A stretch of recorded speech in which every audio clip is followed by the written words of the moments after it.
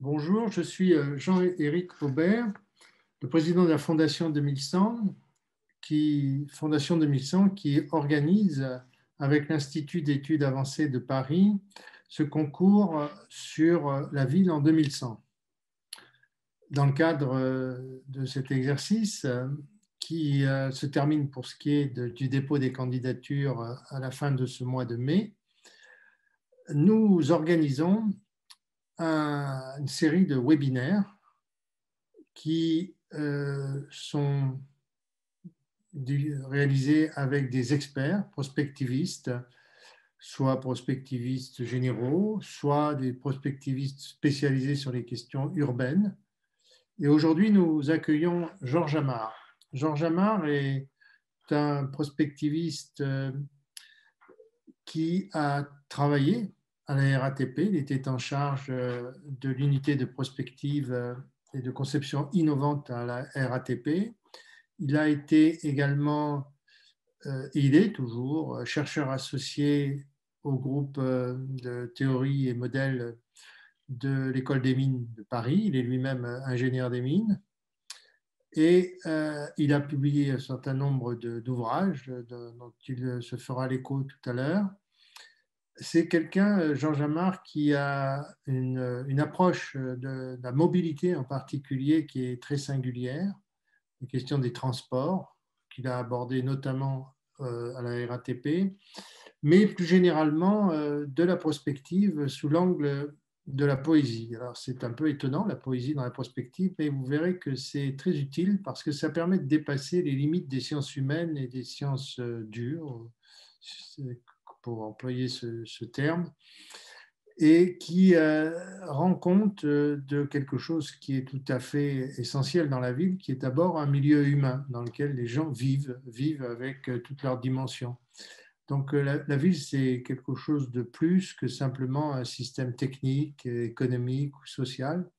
Et alors la poésie, précisément, permet d'approcher ce milieu humain et la vie des individus et des groupes dans toute sa plénitude. C'est cette démarche qui va inspirer cette présentation de Georges Amar, que je voudrais remercier ici de se joindre à nous et qui par ailleurs fait partie du conseil scientifique de notre concours Positif Futur. Georges, la parole est à vous et merci encore. Bonjour à tous. Merci à toi, Jean-Éric, et aux organisateurs de ce concours très passionnant de m'y accueillir et de me donner l'occasion de vous présenter quelques réflexions. Je vais mettre mon écran partagé. Et voilà. Et je le mets en plein écran.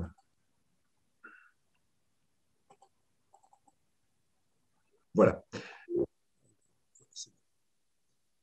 Alors, mon exposé, ça va être une sorte de réflexion, promenade, disons, entre ces trois thèmes, ces trois questions, la ville, le futur, donc la prospective, et la poésie ou le poétique. Et comme l'a dit Jean-Éric Aubert tout à l'heure, peut-être c'est un peu étonnant de faire ce genre de croisement, mais vous verrez que c'est peut-être pas si inutile ou même pas si étonnant. Alors, je vais commencer par une citation. Comme je vais parler de poésie, il y aura de temps en temps des citations. Je vais commencer par une citation et en même temps une petite anecdote qui est tout simplement la façon dont j'ai rencontré cette phrase que je vais vous montrer. Comment j'ai rencontré une phrase, puisqu'on rencontre des phrases aussi. C'était il y a quelques années, je me promenais dans une grande ville qui est New York. Et me promenant dans une des avenues de New York, mon pied a buté, ou plus exactement, j'ai senti quelque chose sous mon pied. Je me suis baissé, j'ai vu qu'il y avait un pavé de bronze, comme on voit quelquefois sur le macadam des villes. Il y avait un pavé de bronze avec une phrase écrite, et je me suis penché et j'ai lu cette phrase. Et voilà la phrase. Et elle m'a étonné, elle m'est restée en mémoire longtemps après. C'est pour ça que je vous la montre. C'est une phrase à la fois simple et assez curieuse, d'une poétesse que je ne connaissais pas. Alors, la phrase, la voilà. The universe is made of stories, not of atoms. Je vous la donne en anglais comme elle était écrite. C'est pas difficile à traduire. L'univers est fait d'histoires et non pas d'atomes. C'est une phrase elle est simple à lire, à comprendre. Excusez-moi, je suis un peu enrhumé aujourd'hui, j'espère que ça ne va pas trop gêner. Oui, c'est une phrase assez étrange parce que n'importe quel, même pas scientifique, hein, dans notre culture contemporaine, on penserait plutôt que l'univers est fait d'atomes, n'est-ce pas? Eh bien, cette phrase assez étrange, même un peu contre-intuitive, d'abord, je pense que ça reflète assez bien ce que c'est qu'un vers poétique ou une phrase poétique. Souvent, ça peut être un peu décalé par rapport à la vérité habituelle ou par rapport à ce qu'on dit habituellement. Et parfois, certaines de ces phrases étranges, eh bien, on trouve qu'elles ont une certaine profondeur. Et celle-là, ben, j'ai trouvé au fur et à mesure qu'elle m'est revenue en mémoire qu'elle avait une certaine profondeur, que le monde ne soit pas fait seulement d'atomes, mais d'histoire. Hein, que le monde soit fait d'histoire, j'ai trouvé ça assez profond comme idée. Et peut-être que elle m'est revenue en mémoire pour notre webinaire, parce que peut-être qu'elle s'applique assez bien en fait à la ville. C'est peut-être une bonne chose à penser que la ville est faite d'histoire, et pas seulement, non pas d'atomes seulement, hein, mais pas seulement de pierre, de béton, d'acier et de matériaux. Qu'une ville, c'est fait d'histoire, je trouve que c'est une vérité assez intéressante à ne pas oublier, mais peut-être parfois on a tendance à l'oublier. Donc voilà, je commence par ça. La deuxième chose pour laquelle je voulais commencer par ça, c'est parce que la façon dont on rencontre une phrase est aussi intéressante que la phrase, et c'est la ville. Hein. C'est dans une ville, vous voyez, on rencontre des phrases dans les villes. Ça fait partie de ce sens de la ville que je vais essayer de vous raconter. Une ville, c'est des rencontres, et on rencontre aussi des idées, des mots, des phrases dans les villes. Alors, cette poétesse s'appelle Muriel Rukeyser, que je ne connaissais même pas lorsque j'ai rencontré la phrase. Depuis, j'ai lu son œuvre, je l'ai trouvée très intéressante. Alors, lorsque j'ai écrit cette phrase, une autre phrase m'est revenue en mémoire, hein, c'est ça le travail aussi littéraire parfois, qui ressemble à cette pas opposition, hein, cette complémentarité, hein, de Atoms and Stories. C'est une phrase alors de quelqu'un qui est beaucoup plus connu cette fois, c'est Léonard de Vinci. Je vous la donne en italien, parce que je la trouve très belle aussi en italien, une très belle langue, et je vous la dis avec l'accent que je peux. La pittura è cosa mentale, hein, c'est pas difficile à traduire. La peinture est une chose mentale. Voilà, c'est une phrase assez célèbre de Léonard de Vinci. C'est assez curieux parce que la peinture, c'est quand même fait avec des pinceaux, des pigments, des huiles, etc. Et Léonard de Vinci n'est pas suspect de ne pas être un technicien. Il aime la technique, il est très bon, même en technique picturale, et on sait il a beaucoup aimé. C'est un ingénieur, Léonard de Vinci, un ingénieur avant l'heure. On dit même qu'il aurait inventé le vélo, qu'il aurait inventé l'hélicoptère. Et alors pourquoi dit-il ça? Peut-être qu'il faut se souvenir que c'est un homme de la Renaissance, hein, Léonard de Vinci, c'est-à-dire à une époque où la chose mentale et la chose technique ne sont pas opposées, comme ça nous semble être parfois à nous. Hein. Pour l'homme de la Renaissance, les atomes et les histoires ne sont pas des choses complètement différentes. Hein. Et peut-être c'est important de se souvenir encore de ça, hein, avec Léonard de Vinci. Et d'ailleurs, c'est pour ça que je me suis presque un peu amusé à tirer un peu la phrase de Léonard en disant peut-être que Léonard aurait accepté de dire la città è cosa mentale. La ville est une chose mentale. Hein. Alors, bon, je ne sais pas s'il aurait accepté, Léonard, que je triture sa phrase. En tout cas, quoi qu'il en soit, Léonard s'est intéressé, hein, Vinci, à la ville. Il a même fait en 1517, hein, j'ai trouvé un vieux document dans des archives, un projet de ville à Romorantin, hein, où il était invité par le roi François Ier, qu'il aimait beaucoup. Et donc, voilà, je vous dis ça parce que ça me paraît important aussi d'avoir en tête, hein, que la ville, c'est pas seulement des choses, des lieux, ni même des gens, c'est une idée, la ville. Hein. C'est des grandes idées humaines. Et voilà, peut-être qu'avec cette petite introduction un peu en forme de promenade, eh bien, regardez ça en tête, hein, que la ville est à la fois une chose bien sûr matérielle et une chose de l'esprit. Alors, plongeons dans la ville pour cette approche. Moi-même, je ne suis pas à proprement parler un spécialiste de la ville, enfin, je ne suis pas en tout cas un urbaniste ni un architecte, hein, mais j'ai quand même beaucoup travaillé sur des questions urbaines. Ma spécialité, comme l'a dit Jean-Éric Aubert, c'est d'abord été la question des transports et des mobilités. Les mobilités, c'est un aspect de la ville, hein, bien sûr. Hein. Je vous le montre là dans mon petit triangle bleu que je vais suivre. Hein. C'est un aspect important, et donc j'ai beaucoup travaillé la question des mobilités urbaines, et j'en ai même fait un livre de prospective, hein, puisque j'étais à la fois un opérationnel et un prospectiviste de la ville. Je suis toujours. Et voilà, j'ai écrit un livre qui s'appelle Homo Mobilis, hein, qui dit bien hein, quelque chose comme ça, hein, la nature profonde de la mobilité pour l'histoire humaine, sur laquelle je reviendrai. Sur la question du rapport entre la ville et tout ça et la poétique, bon, c'est des questions aussi que j'ai beaucoup travaillé de différentes façons dans d'autres parties de ma vie. Et j'ai même coordonné il y a quelques années et co-dirigé une rencontre interdisciplinaire qui s'intitulait La ville et la géopolitique. J'y reviendrai peut-être un peu plus tard. Alors, quelques mots. Donc, je vais faire un petit tour sur mes différents pôles. Quelques éléments simplement de repérage sur qu'est-ce que c'est la ville. La ville, bon, on peut l'avoir de beaucoup de façons. Je vais dire ça très simplement et très brièvement. Il ne faut pas oublier, bien sûr, que d'abord, la ville, c'est un système complexe, un système socio-technique, économique, écologique, etc., qui a beaucoup de fonctions, l'énergie, le travail, la santé, etc., qui est traversé de beaucoup de réseaux. Voilà. Donc, c'est un système complexe au sens fort du terme. Et pour s'occuper de la ville, il faut comprendre ce système complexe, il faut pouvoir le faire fonctionner, le gérer. Deuxième aspect que je ne veux pas oublier, bien sûr, à côté, ils ne sont pas séparés, mais il faut bien ne pas perdre de vue. Le deuxième, c'est un milieu humain au sens fort. C'est vraiment le milieu de l'homme. J'y reviendrai beaucoup à ça. Le milieu des humains. Ce n'est pas simplement au sens biologique un milieu, c'est le milieu de l'existence humaine. Ce n'est pas simplement une affaire de vie biologique. C'est là que les humains fabriquent leur existence, construisent leur existence. Pas seulement là, mais c'est un milieu par excellence. Et puis ne pas oublier la vie a toujours un dehors, il y a les autres villes, il y a le territoire, et il y a le rapport au monde.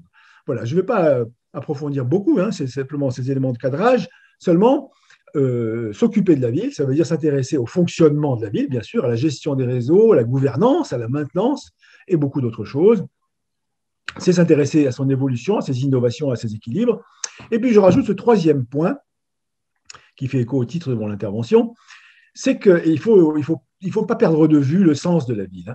Le sens, au fond, c'est peut-être on peut le résumer comme ça, c'est justement qu'il n'y a pas que du comment, il y a du pourquoi. Pourquoi nous vivons ensemble? C'est ça le sens de la vie. Pourquoi nous vivons-nous ensemble? Pourquoi, alors qu'il y a des contraintes?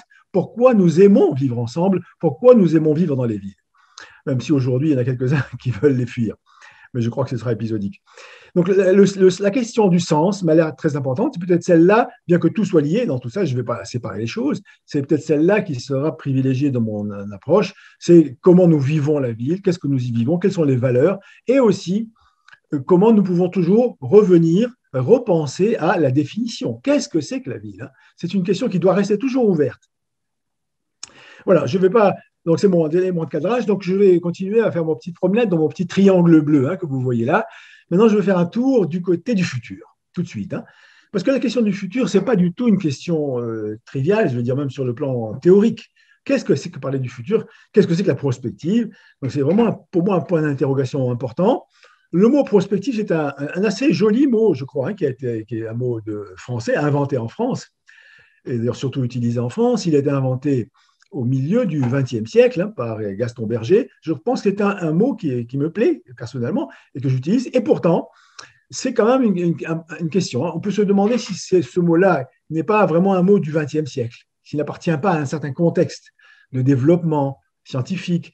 Est-ce qu'il va bien pour le XXIe siècle? C'est une question, en tout cas, qu'on peut avoir, même si c'est un mot que personnellement, je continue à utiliser. Et en tout cas, il y a d'autres mots. Il y a par exemple ce mot en anglais qui est utilisé beaucoup plus que prospective dans les pays anglo-saxons, les future studies. C'est un mot intéressant aussi, très ouvert, très large. Bon, il y a cet autre mot d'ailleurs qu'en France on ne pourrait pas tellement utiliser, la futurologie, the futurology. En français, si vous vous dites futurologue, on va vous prendre pour un astrologue. C'est dans le pays si rationnel, dit de Descartes, comme on dit. Le mot futurologue, il a une drôle de sonorité. Alors, il y a beaucoup d'autres mots. Il y en a un que je trouve assez intéressant, que j'ai moi-même un peu regardé récemment, c'est le mot de future literacy. Vous voyez, c'est important d'avoir plusieurs mots pour les choses. On est déjà dans des questions non pas poétiques, mais de langage. Très important, les mots qu'on utilise. Alors, future literacy, c'est une autre notion, très utilisée notamment par un département de l'UNESCO qui développe ça. Je trouve que c'est un mot très intéressant parce que literacy, ça peut vouloir dire éducation, culture. Moi, l'aspect culturel du futur, de la prospective, m'intéresse beaucoup. Et donc, je trouve que c'est une notion qui peut être aussi rentrée dans le paquet des mots qu'on pourrait utiliser. J'y entends même un peu de littérature dans littératie, même si ce n'est pas exactement la même chose. Il y a des questions culturelles. Bon, si je devais rajouter moi-même un mot à cette petite liste, je pensais que ce serait pas mal de parler de future care. Vous voyez, il faut prendre soin. Je pense qu'aujourd'hui, on est à une époque où il faut avoir le souci du futur et mieux que le souci, le soin du futur. Il faut vraiment l'idée qu'on s'en fait aujourd'hui est une idée parfois assez inquiétante, une idée assez difficile. C'est pour ça d'ailleurs que ce concours s'appelle Positive Future. Eh bien, je trouve que le soin du futur m'a l'air une démarche intéressante, y compris pour parler de prospective. De manière générale, je trouve que nous sommes à un moment de notre histoire qui est ce moment qu'on appelle l'anthropocène. Nous entrons dans ça. Et le mot anthropocène, c'est un mot qui n'est pas si rassurant non plus que ça, hein. Ça veut dire que l'homme joue un rôle important, mais un rôle dont on peut se demander jusqu'à quel point il est bénéfique. Et donc, je crois que nous sommes à un moment où on a besoin de repenser notre rapport au futur. Voilà, c'est ça la question. C'est le rapport au futur, hein, quel que soit le mot qu'on utilise. Et ce rapport que nous avons au futur, il faut aujourd'hui le discuter même, hein. Et peut-être qu'il faut remettre en cause, en tout cas remettre sur la table. Qu'est-ce que c'est que le rapport au futur que notre civilisation, que notre culture, que notre époque a fabriqué et qui a des bons côtés et peut-être des côtés plus inquiétants. Alors, je trouve que pour repenser, pour moi, alors je vous dis un peu le fond de mes propres intuitions personnelles, de mes propres réflexions personnelles, je pense qu'il faut aujourd'hui pouvoir questionner le désir humain de maîtrise. Au fond, c'est ça, hein, le désir moderne, enfin de l'homme moderne au sens large du terme. Hein, moderne, c'est pas moderne du XXe siècle. Hein, ça remonte peut-être très loin dans notre histoire, peut-être même jusqu'au néolithique. Hein, le désir humain très compréhensible de maîtriser le futur. Voilà. Je pense que c'est ça qui détermine, qui colorie notre rapport au futur. C'est le désir de maîtrise du futur. Et d'ailleurs, ça va assez bien avec le maîtrise de la nature. C'est presque le même désir. Nous, humains modernes, depuis longtemps, et c'est tout à fait compréhensible, je ne discute pas, nous avons ce désir de maîtriser le futur de beaucoup de façons. On peut d'ailleurs, je vous propose d'en distinguer au moins deux genres de façons, de sortes. Ce que j'appelle la maîtrise cognitive, c'est-à-dire simplement la connaissance. Nous voulons être capables de connaître, donc par exemple de prédire, de prévoir. Voilà, nous avons envie, nous avons le désir de prévoir et de connaître le futur. Et puis le deuxième volet qui est tout à fait lié, c'est ce qu'on peut appeler la maîtrise pragmatique, c'est-à-dire nous avons aussi le désir de prescrire, hein, de dire qu'est-ce qui va arriver, de planifier, de projeter, de construire, de bâtir le futur. Voilà, tout ça, je ne suis pas en train de dire que ce n'est pas bien, d'ailleurs on ne peut pas s'en passer. Eh bien, malgré tout, il faut le discuter. Parce que peut-être que cette attitude-là, ce désir de maîtrise, ne suffit pas. Ce n'est pas qu'il ne soit pas bon, mais il ne suffit pas face à un futur qui s'avère de plus en plus complexe, compliqué et dangereux. Donc, ça me ramène donc justement à revenir un peu sur ce sujet, sur ce thème, hein, du futur positif. Un certain nombre de prospectivistes et même d'hommes politiques utilisent l'expression futur désirable. Voilà, on aurait à élaborer, à définir un futur désirable, ou d'autres disent un futur souhaitable. Bon, c'est une notion intéressante, bien sûr, très intéressante. Je la discute un peu parce que d'abord, ça sous-entend qu'on serait capable de décrire ce qu'on désire, de décrire le futur désirable et le décrire collectivement. Ça suppose aussi qu'on serait capable de décider de ce futur désirable et puis ensuite d'avoir les moyens de le réaliser. Bon, je ne dis pas qu'il ne faut pas essayer de le faire, c'est important, mais à mon avis, ça ne suffit pas pour être à la hauteur des enjeux d'un futur de l'anthropocène qui va être à la fois plus difficile, plus complexe. À mon avis, ça ne suffit pas et je pense que pour mieux cerner ce rapport au futur, peut-être qu'il doit évoluer, qu'il doit s'enrichir. Peut-être c'est intéressant de réfléchir à cette notion, celle des générations futures, hein, qu'on entend souvent, qui est très importante. Qu'est-ce que nous désirons laisser à nos enfants, à nos petits-enfants, aux générations futures? Eh bien, à mon sens, plus que, bien sûr, il faut leur laisser une terre qui ne soit pas trop abîmée, bien sûr. Il faut leur laisser une dette pas trop lourde. Mais je pense qu'une chose très importante, c'est de leur laisser un futur pour eux, pour nos petits-enfants. Un futur qui soit ouvert pour eux, ce qu'eux voudront et pourront faire. Et je le résumerai comme ça, on a besoin de leur donner un futur qui ne soit pas déjà écrit par nous, en quelque sorte, hein, qui ne soit pas déjà préempté, qui ne soit pas déjà écrit par nos propres désirs ou par nos propres modes de pensée, lesquels risquent fort d'être déjà dépassés ou qui seront dépassés. Donc voilà, ça a l'air un peu paradoxal, un peu difficile, mais on a besoin d'un futur pas encore écrit. C'est ça qui serait un autre rapport au futur, qui ne soit pas la projection du présent ou du passé, qui ne soit pas non plus l'imaginaire assez naïf de la table rase, hein. Alors, comment répondre à cette question-là, qui est la question c'est la question tout simplement de la prospective, encore une fois, hein, toujours sur le point d'interrogation. Je vais l'aborder par une autre citation d'un poète, un grand poète du XXe siècle, René Char. Il y a une phrase de lui que j'avais toujours trouvée très belle, que je vous lis. « Comment vivre sans inconnu devant soi ?» Vous voyez, elle est assez simple aussi comme phrase, elle est assez forte. Ce n'est même pas une interrogation, c'est une exclamation. Est-ce qu'on peut vivre sans inconnu devant soi ? Est-ce qu'on peut se passer d'inconnu, au fond, hein? D'ailleurs, un certain nombre de sciences, de romans de fiction ont été écrits, des dystopies d'ailleurs. Je pense à une en particulier, que peut-être quelques-uns d'entre vous ont lu il y a longtemps, qui s'appelle Le meilleur des mondes, hein, de Aldous Huxley. C'est un très beau roman qui raconte un monde où le bonheur est garanti. Simplement, le prix de ce bonheur garanti, c'est qu'il n'y a pas d'imprévu. Voilà, tout est connu d'avance. Eh bien, ça finit mal, évidemment. Un bonheur garanti, un bonheur connu, c'est pas le bonheur. Voilà, et il y a même revendication de pouvoir échapper à ce bonheur dans ce roman. Alors, cette question m'a l'air très importante. On a besoin, l'être humain, nous, avons besoin d'inconnus. Vous voyez, on a besoin de connaissances aussi, mais on a aussi besoin d'inconnus. On ne respirerait pas dans un monde où il n'y a pas d'inconnus. Et ça, pour moi, ça dit bien ce que j'appelle moi le paradoxe du futur. Il y a une certaine aspect paradoxal à notre idée du futur aujourd'hui. D'un côté, le futur est bourré d'incertitudes, et ça nous angoisse d'ailleurs, hein, les incertitudes qui sont devant nous. Hein. Il y a beaucoup d'incertitudes. Et paradoxalement, en même temps, il y a des choses qui sont trop connues, si je peux dire ça comme ça. Hein. Par exemple, nous croyons savoir qu'il va y avoir un réchauffement climatique, qu'il sera de 2 degrés, ou si ce n'est pas plus. Maintenant, nous croyons le savoir, en tout cas, c'est presque du connu. Hein. Nous savons que le futur sera numérique et digital, dans une grande mesure. On peut aimer ça, ou moins aimer ça, mais on croit que c'est déjà écrit. Et beaucoup de choses sont écrites.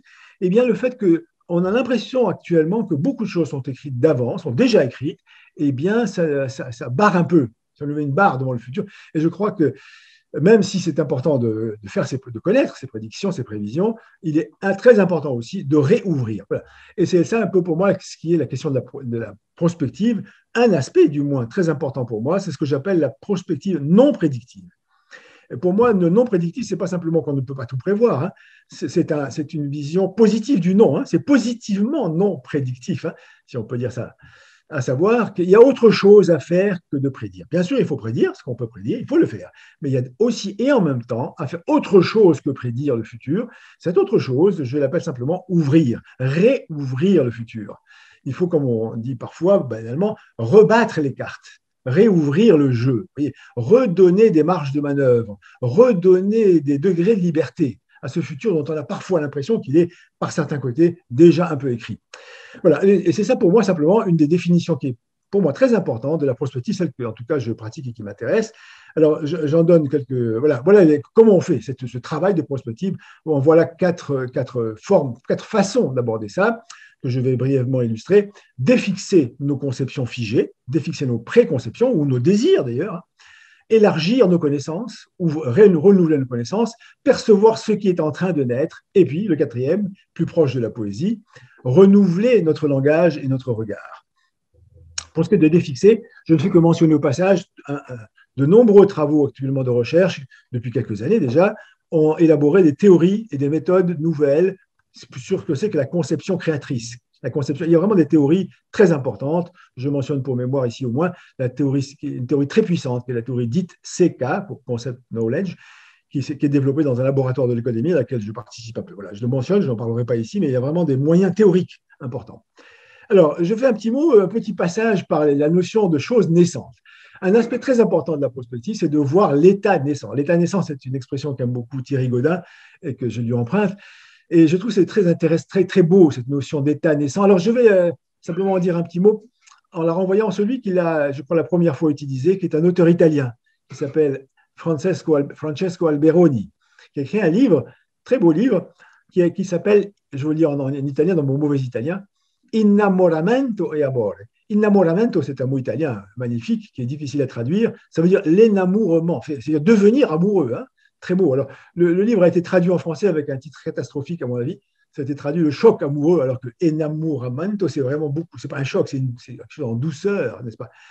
Et je vous lis cette phrase de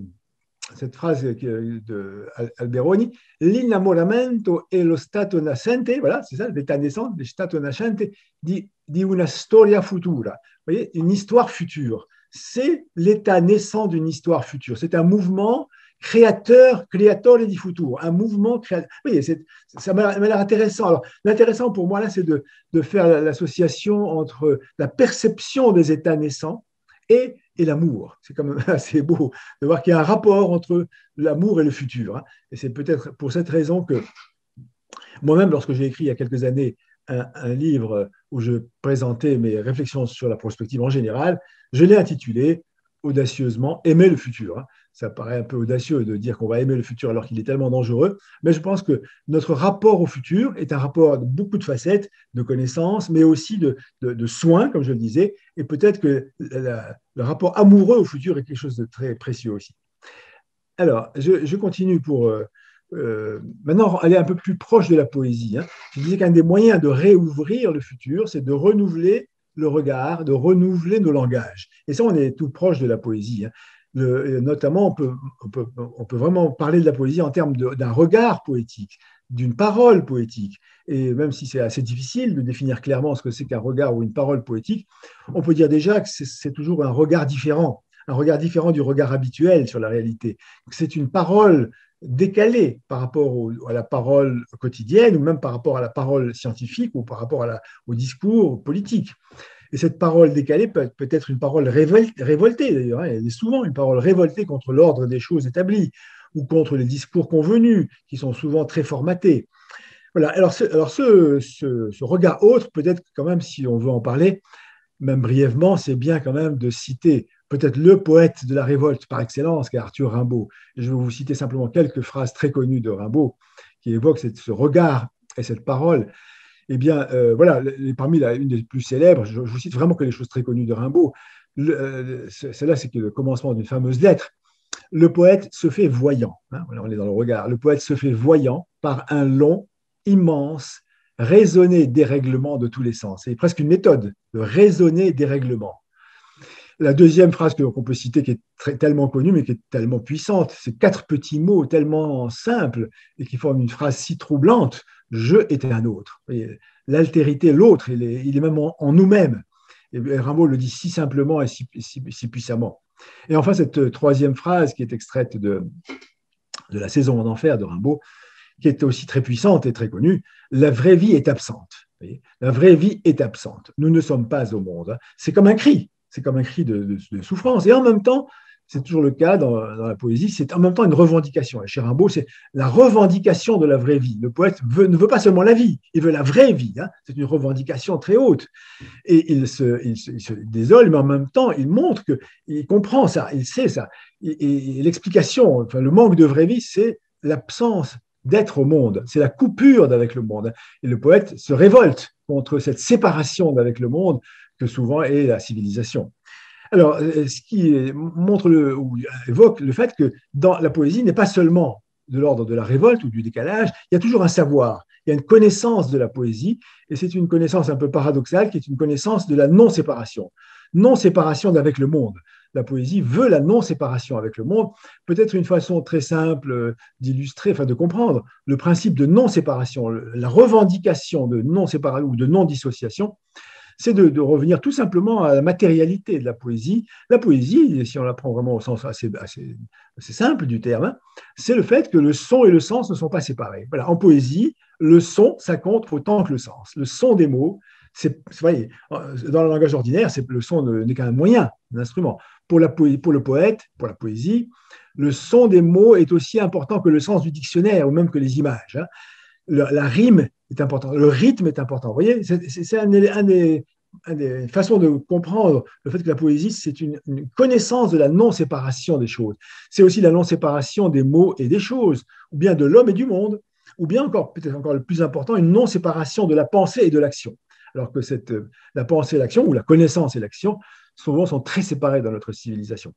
Alors je vais finir ce petit passage-là en citant encore un poète, un grand poète du XXe siècle, Saint John Perse, pour ce petit mot que je trouve très beau de lui, il parle du poète indivis. Hein, c'est un adjectif assez recherché, indivis. C'était dans son magnifique discours de prix Nobel en 1961, il dit au poète indivis d'attester parmi nous la double vocation de l'homme. La double vocation, c'est par exemple la pensée et l'action, et bien d'autres. Hein. Eh bien, ce mot de indivis, il est assez beau pour dire tout ça, hein, parce qu'on y entend à la fois l'individu, et c'est un individu, le poète toujours, hein, et c'est en même temps l'indivision, la non-séparation d'avec le monde, la non-séparation d'avec les autres, la non-séparation de la pensée et de l'action.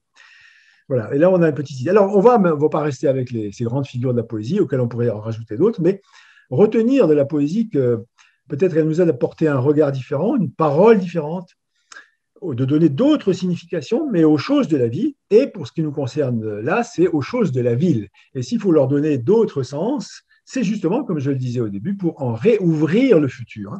Donc la poésie peut servir à ça. Alors j'ai mis d'autres figures que ces grandes figures.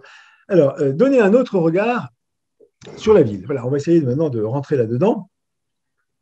Je vais simplement faire un petit tour. Donc, il te reste une vingtaine de minutes. Je vais essayer d'aller un peu plus vite. Alors, je vais passer en revue brièvement la question de la mobilité, parce que c'est là où j'ai quand même beaucoup de connaissances directes et empiriques.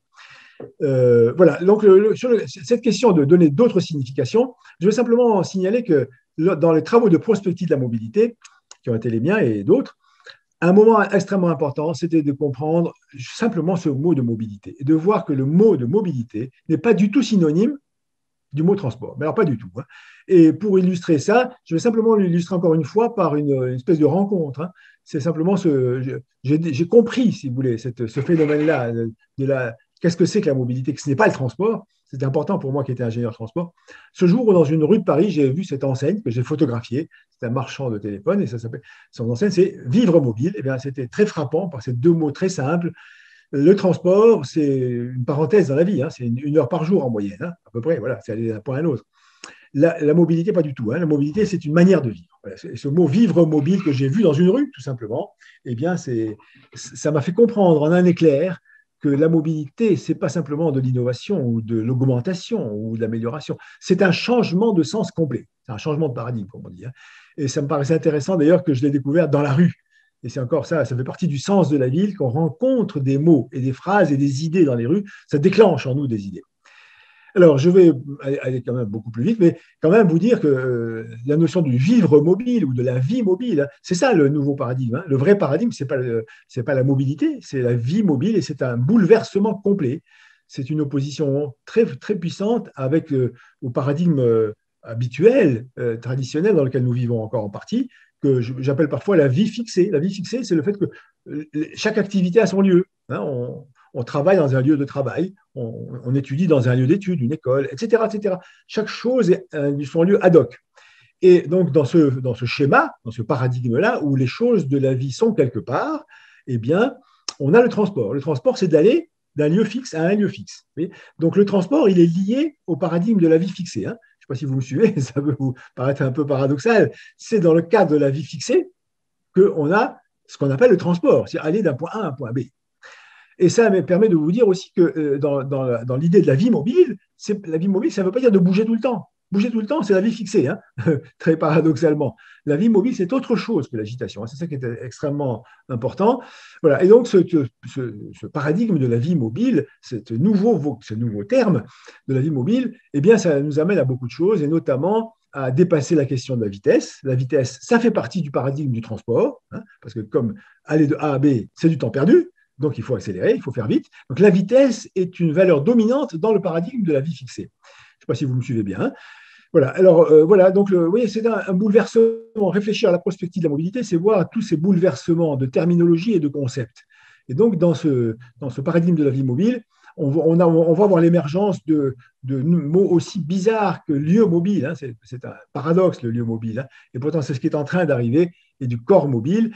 Voilà, je mentionne souvent le fait que l'une des images les plus fortes pour comprendre le paradigme de la vie mobile, c'est le surf ou le surfing, parce que le surf et le surfing, c'est de bouger sur quelque chose qui bouge. Vous voyez, c'est la mobilité au carré.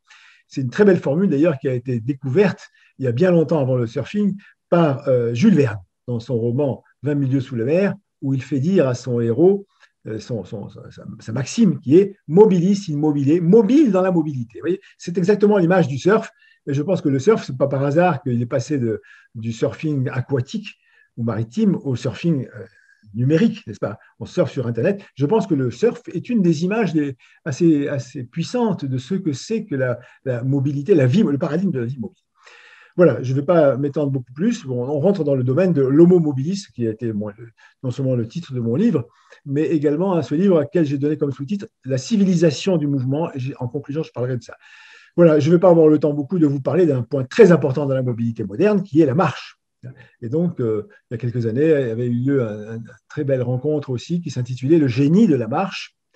Et c'est très important de voir que la marche a du génie. La marche, c'est beaucoup plus qu'un moyen de transport. C'est extraordinaire, la marche. C'est un rapport au monde, c'est un rapport aux choses. Il y a une poétique de la marche, il y a un savoir de la marche, il y a une politique, bien sûr, de la marche. Et donc, la marche, vraiment, c'est une façon de comprendre la mobilité beaucoup plus riche que ce qu'on pouvait croire. Et on l'avait un peu oublié. On avait oublié que la marche, c'est ce que je dis là ici, parfois la cellule souche de la mobilité urbaine, c'est-à-dire la matrice, la base de toute mobilité urbaine, c'est la marche, et c'est même ce qu'on peut appeler, de manière plus large encore, le corps mobile. Le corps mobile est une notion encore plus intéressante, encore plus large que la marche ou le marcheur, parce que ça contient par exemple la danse. Voilà, je mentionne encore en passant dans ces travaux de prospective qui m'ont amené à la marche il y a une vingtaine d'années, quelques livres, puisque je fais référence beaucoup à la question de la littérature. Pour moi, la poésie et la littérature sont des moyens essentiels de la prospective, et pas seulement de la prospective, bien sûr. Je vous cite simplement, comme ça, en passant, deux des livres qui ont beaucoup compté pour moi pour comprendre ces questions de mobilité. Le premier, c'est celui de Henry David Thoreau, qui est un auteur qui, à 25 ans, n'était pas très lu, mais maintenant, il fait figure de précurseur de l'écologie pour beaucoup de livres, notamment la désobéissance civile, c'est de lui ça, mais un livre qui s'appelle Walking, qui est très beau, où il parle vraiment de la marche comme rapport au monde, et ça m'avait beaucoup frappé.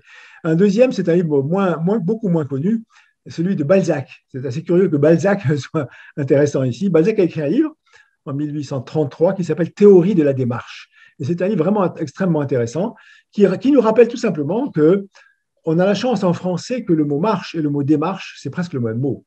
Il n'y a pas de marche sans démarche. En anglais, on n'a pas cette coïncidence de mots. Eh bien, ça veut dire que toute forme de mobilité, et en particulier la marche, est en même temps une expression de soi. Au fond, la démarche, c'est le style personnel. Quand on voit quelqu'un marcher, on peut savoir beaucoup de choses sur lui. C'est ce que fait Balzac dans ce livre. Eh bien, c'est très important que quelque chose qui est à la fois fonctionnel, comme la marche, est en même temps un style, est en même temps une expression, a un sens. Vous voyez, le sens et la matérialité ne sont pas séparés, de même que la marche et la démarche ne sont pas séparés. C'est extrêmement important pour comprendre les enjeux de futur et de mobilité, de voir cette non-séparation de la chose fonctionnelle et de la chose mentale, en quelque sorte. Alors, je n'ai pas le temps de vous en parler beaucoup plus. C'est très important de voir ces questions culturelles. Je vous en dis un petit mot avant de quitter la mobilité. Je crois que nous avons besoin de réfléchir en termes de civilisation. Alors, je dis civilisation au sens de civiliser. Il faut civiliser le mouvement. Je dirais même, il faut calmer le mouvement. Et d'ailleurs, la pandémie nous a aidés à calmer le mouvement. Il y a trop de mobilité, bien entendu. Il y a trop de déplacements, plus exactement. Et donc, on a besoin d'approcher ça en termes de civilisation, dans un sens large du terme. J'évoquerai simplement la question des valeurs nouvelles. Lorsqu'on passe du paradigme traditionnel, qui est celui du déplacement, à celui de la mobilité, on passe des valeurs que j'ai baptisées la valeur de transit à la valeur de la reliance. La valeur de transit, c'est tout simplement la vitesse. La vitesse, c'est le débit et le flux. Eh bien, nous passons à la reliance. Et s'il fallait donner une image de cette transition d'une valeur à une autre valeur, on voit très bien d'ailleurs, c'est l'image de l'autoroute. L'image de l'autoroute, c'est traverser le territoire. C'est la fluidité. C'est même couper le territoire. C'est l'idéal de la vitesse et de la fluidité. Eh bien, on peut avoir comme autre image d'une autre valeur, eh bien, la petite route, c'est presque un peu mythique, la petite route qui épouse le territoire. C'est une mobilité qui caresse le territoire, qui masse, c'est presque un massage du territoire, cette mobilité-là. Eh bien, on a de tas d'autres valeurs qui sont l'adhérence, la reliance, etc. Je n'ai pas le temps de vous en parler, mais voyez cette opposition, cette distinction entre les valeurs. Et on est là aujourd'hui à bien comprendre les valeurs émergentes et les valeurs nouvelles de la mobilité. Alors, j'irais même jusqu'à dire que nous avons à inventer, si on veut faire vraiment de la prospective qui s'intéresse au sens des choses, eh bien, on peut aller jusqu'à envisager un art de vivre mobile qui à la fois tempère la mobilité. Pourquoi je dis ça? Je fais parfois une analogie entre différentes fonctions, grandes fonctions, et en particulier la fonction de bouger et la fonction de manger. Ces deux verbes qui ont été liés dans une campagne sanitaire qui s'appelait manger et bouger. C'est très intéressant, c'est une bonne rime, mais encore une fois, on a presque de la poésie, même si ce n'est pas de la grande poésie. Eh bien, la rime du manger et du bouger est très intéressante et très importante parce qu'elle nous fait comprendre que, vous voyez, dans la fonction de l'alimentation, du manger, on sait très bien, nous Français, mais tous les peuples savent que manger, c'est à la fois un fait fondamental, un fait biologique, mais c'est un fait profondément culturel. Bien sûr, il y a des saveurs, il y a des couleurs, il y a de la convivialité, il y a des rituels, il y a des souvenirs, il y a de la mémoire, il y a des géographies, etc. Vous voyez, c'est très, très culturel de manger. Eh bien, c'est très important de voir que le bouger aussi, c'est très, très culturel. Et pourquoi c'est important? Parce que c'est avec ces éléments culturels qu'on peut peut-être le mieux réguler. Vous voyez, on dit beaucoup aujourd'hui que pour lutter contre l'obésité, ce n'est pas simplement en se donnant des règles strictes C'est parfois difficile d'ailleurs de faire des régimes. Parfois, on faut utiliser la culture contre l'obésité. La culture, ça veut dire savoir retrouver le goût des choses, retrouver les rituels, les heures du manger, hein, le manger ensemble, etc. Oui, la culture peut être un moyen très puissant de travail, de réparation. Alors de l'obésité en l'occurrence, mais on pourrait, là, on peut fabriquer quelques nouveaux néologismes, hein. On pourrait faire aussi penser à utiliser la culture contre l'obésité de la mobilité, hein. On appelle ça la mobésité, hein. Un peu de même qu'on a inventé l'infobésité. Eh bien, on pourrait aussi faire ce petit jeu de mots, et inventer ces mots-là, hein, qui peuvent nous servir à penser, hein. De même qu'on a inventé la malbouffe, hein. C'est un mot assez parlant, n'est-ce pas? C'est Joël Le René qui a inventé ça d'ailleurs, c'est un prospectiviste. Eh bien, on pourrait se dire aujourd'hui, vraiment, nous sommes parfois, assez souvent même, dans l'empire de la malmove, quand on voit des trains bondés ou des autoroutes saturées. C'est la malmove, hein, c'est pas la mobilité, ça. Et c'est contre ça qu'il faut aller. Et ça, c'est par la culture, peut-être. On peut, pas seulement par la taxation, les règles, les impositions. Bien sûr que tout ça sera peut-être nécessaire, mais c'est aussi par la culture, par le sens. Alors, un petit mot maintenant pour aller plus profondément sur la question de la ville. Alors, est-ce qu'on peut changer les vocabulaires? Est-ce qu'on peut renouveler le langage? Là, je vous ai mis une petite liste, mais je ne vais pas la parcourir, hein, au fond, des concepts urbains. Ils sont assez tendance aujourd'hui, hein, très importants. La ville compacte, la ville du quart d'heure, la ville résiliente, la ville frugale, la slow city, la smart city. Il y en a beaucoup. Hein. Et ils sont intéressants d'ailleurs. Hein. Je ne les conteste pas tous. Bon, ils sont intéressants, ils sont parfois contradictoires, parfois ils sont au contraire synergiques. Alors, je vais essayer d'aller non pas un peu plus loin, mais faire un pas de côté, hein, par rapport à tout ça. En fait, par ma prospective qui s'inspire des questions poétiques et littéraires. Et si on veut réouvrir, hein, puisque c'est ma formule, le futur de la ville et revisiter le sens de la ville, je vais vous proposer 3 types de propositions. La première, c'est de considérer la ville comme un milieu. Voilà, un milieu de l'homme, c'est le milieu humain. Bon, et comme je n'ai pas beaucoup de temps, je ne vais pas détailler tout ça, mais d'abord se souvenir que vraiment, la ville est une grande idée humaine. Hein. C'est une des grandes créations humaines, la ville. Hein. Un peu comme l'écriture, comme le langage, comme le web. On peut même dire que la ville, c'est comme le web en mieux. Hein. Il y a à la fois tout l'aspect connectif du web et c'est en chair et en os. Hein. La ville, vraiment, c'est le génie de la composition. La ville, c'est la capacité de composer les hétérogénéités, de composer des contradictions. Il y a des langues différentes, des traditions différentes, des métiers différents. C'est le génie de l'hybridation, la ville. Hein. C'est très important. C'est un outil très puissant que l'homme a inventé pour faire ces hybridations et ces compositions. Le poète Kenneth White parle même d'une composition de ces 3 termes que je trouve très beaux, l'éros, le logos et le cosmos. Hein. La ville est érotique, la ville est le lieu des rencontres, le lieu des amours, c'est le lieu du logos, de la parole, et c'est un cosmos au sens où c'est un tout qui devrait être harmonieux. D'ailleurs, un autre poète anglais, James Joyce, a inventé le mot de chaosmos, qui va encore peut-être mieux.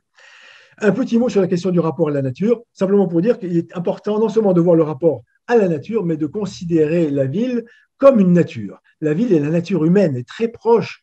C'est au fond ce que l'homme a inventé comme étant son environnement le plus propre. Alors, mon deuxième entrée, c'est de voir la ville comme une espèce d'atelier existentiel. C'est dans la ville est ce lieu de ressources, ce lieu d'énergie, ce lieu de rencontre, ce lieu d'hospitalité, où chacun peut trouver la perspective, l'opportunité, peut-être, parfois la difficulté aussi, d'écrire le roman de sa propre vie. Voilà. Chacun des habitants de la ville, de la société en général, hein, mais de la ville en particulier, peut trouver dans ce réseau de repères et de ressources et d'énergie le moyen de tracer son propre chemin. C'est comme un dictionnaire.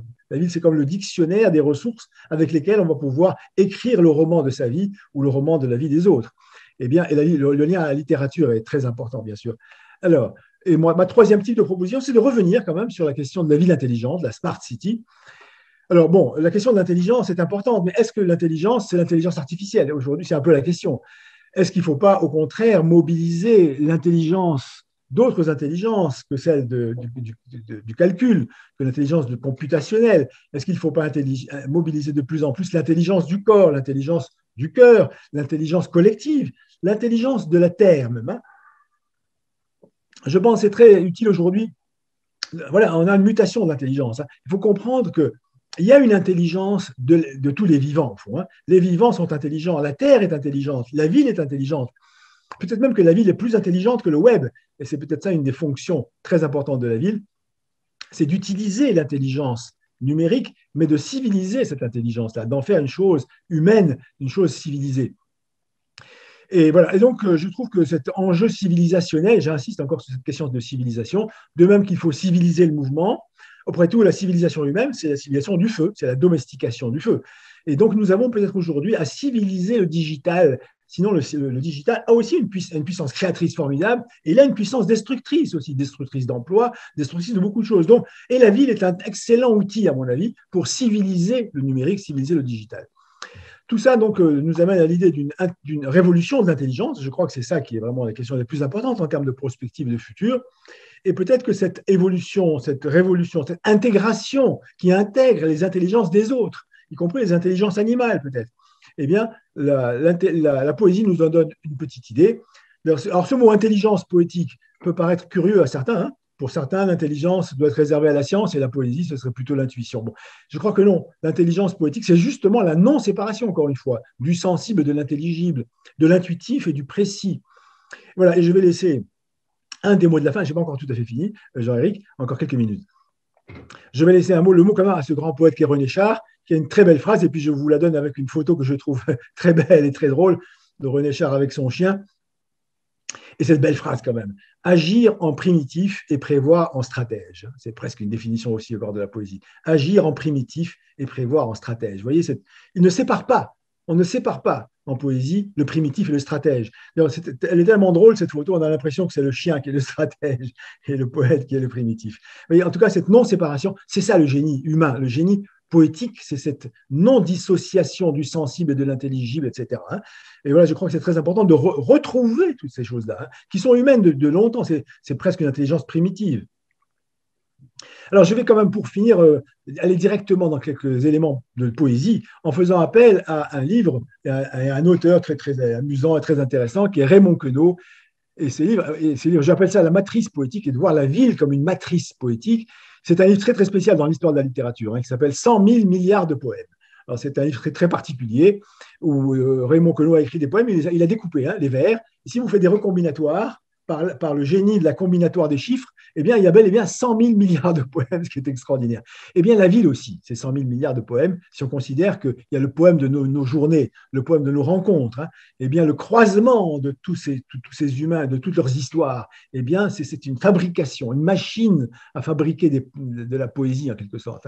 Alors, tout ça, d'ailleurs, appartient à tout un courant de littérature du XXe siècle très intéressant qui s'appelle l'Oulipo, l'ouvroir de littérature potentielle, dont Raymond Queneau était un des fondateurs. Alors, ça peut paraître un peu vieillot parfois, mais pourtant, cet Oulipo, eh bien, il ressurgit récemment, puisque le dernier lauréat du prix Goncourt, qui est Hervé Letellier, avec un très beau livre qui s'appelle L'Anomalie, eh bien, Hervé Letellier, qui a eu le prix Goncourt cette année, ou l'année dernière, est un membre éminent de l'Oulipo. C'est assez intéressant de voir que ça ressurgit. Et je crois que ce n'est pas pour rien que ce génie créatif de la langue est aujourd'hui, on le retrouve, et on peut le retrouver au-delà même de la littérature. C'est pour ça que j'en parle ici. La ville est une sorte d'ouvroir. Vous voyez, c'est drôle de mot, l'ouvroir. Peut-être que la ville est un ouvroir de littérature vécue. Ce sont nos vies qui sont la littérature. Un ouvroir de littérature vécue possible, un Oulipo, ou même un ouvroir de vie possible. Et celui qui en donne une très belle illustration, c'est un des membres éminents de l'Oulipo, qui s'appelle Georges Perec, et dont ce livre, un de ses livres s'appelle La vie, mode d'emploi, et parle vraiment pratiquement de ça. Alors, j'ai quasiment fini.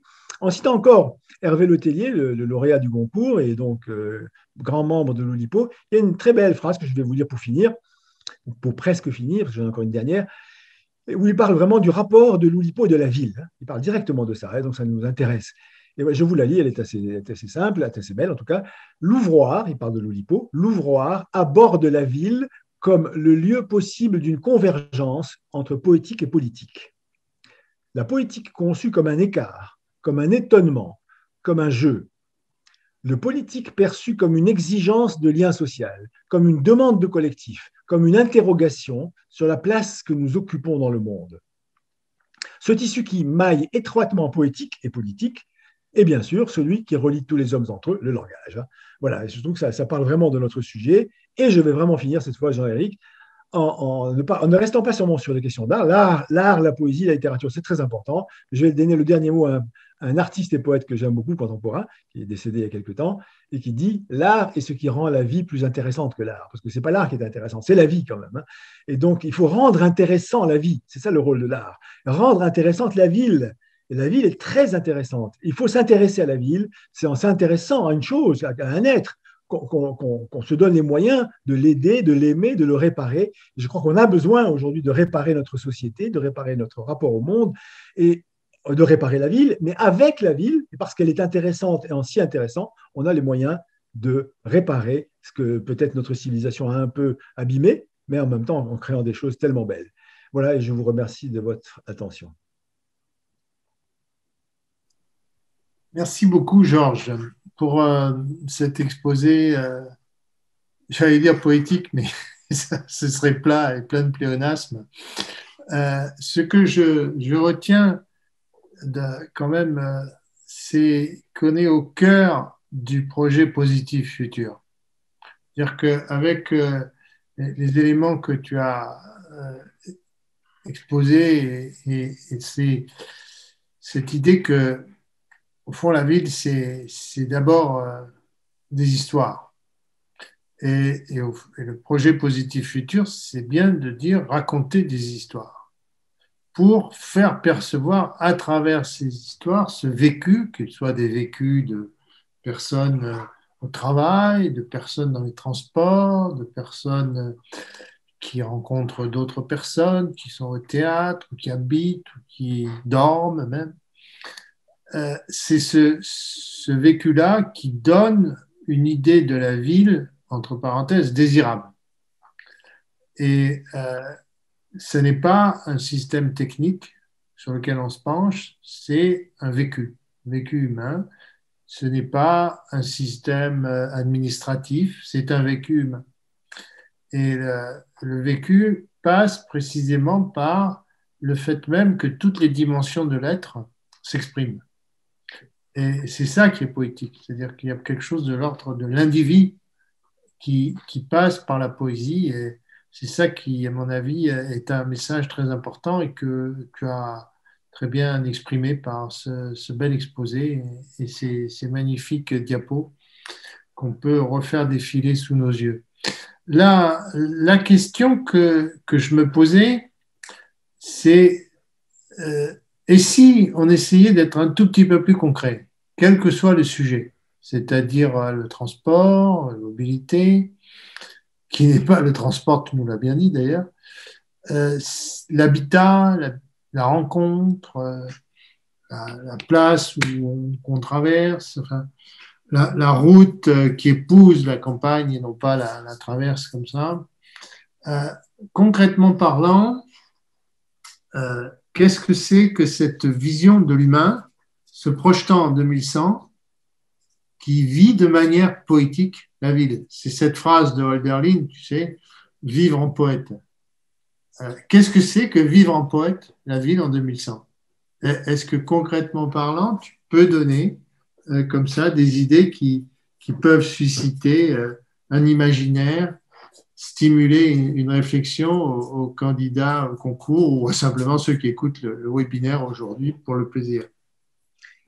Oui, ta question est à la fois simple et difficile. Bon, j'ai plaisir à saluer tous ceux qui nous écoutent et en particulier ceux qui vont répondre, ont déjà répondu et vont répondre au concours. Et je serai très heureux qu'on voit toutes ces réponses, toutes ces propositions. Hein.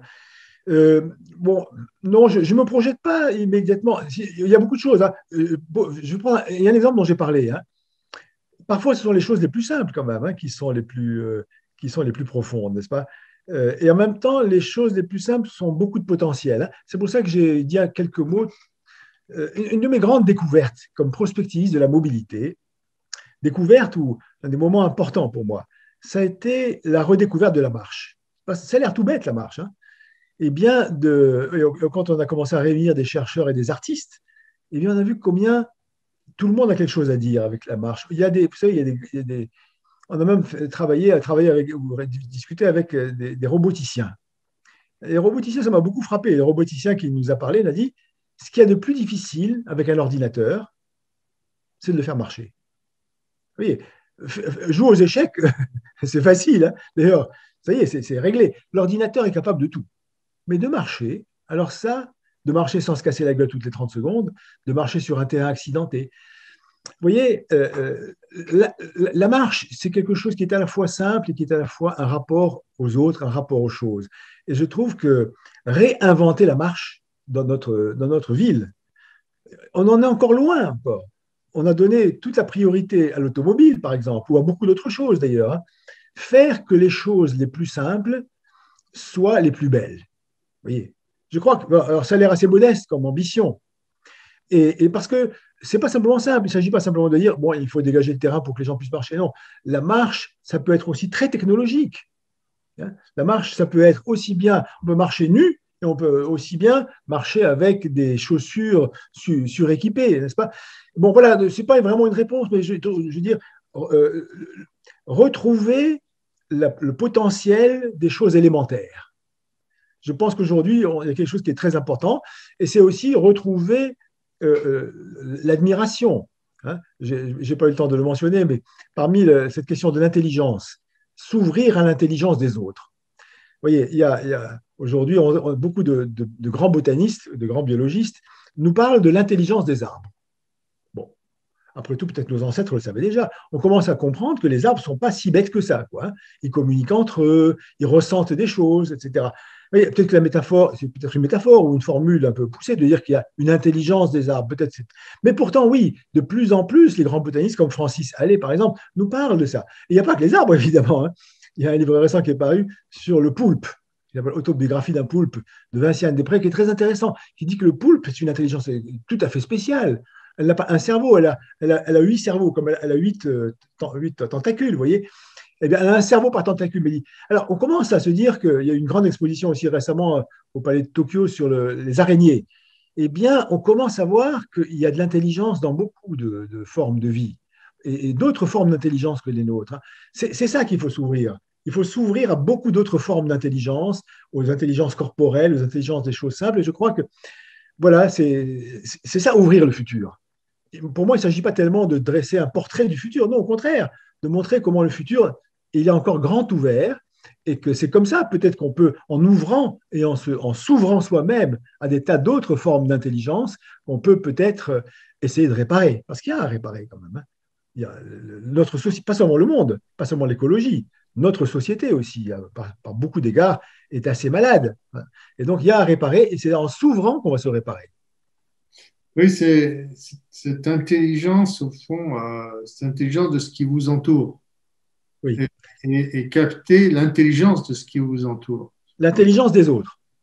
Dans la ville, c'est au fond être capable de sentir l'intelligence des humains qui sont autour de vous. C'est être capable de sentir l'intelligence de la nature qui peut être insérée dans la ville même, etc. Donc, c'est un peu cette ouverture. Alors, deux choses. D'une part, peut-être Simon qui nous suit, qui nous pilote à des questions et des observations. Et d'autre part, je voudrais signaler à ceux qui participent qu'il y a un dispositif de questions et réponses et qu'ils peuvent tout à fait poser des questions à travers le chat auxquelles Georges Amar se fera un plaisir de répondre. Donc, n'hésitez pas à poser ces questions ou à entrer dans la conversation de cette manière-là en écrivant vos questions sur le système. Est-ce que, Simon, tu as quelques questions ou observations? Oui, merci Jean-Éric de me donner cette opportunité.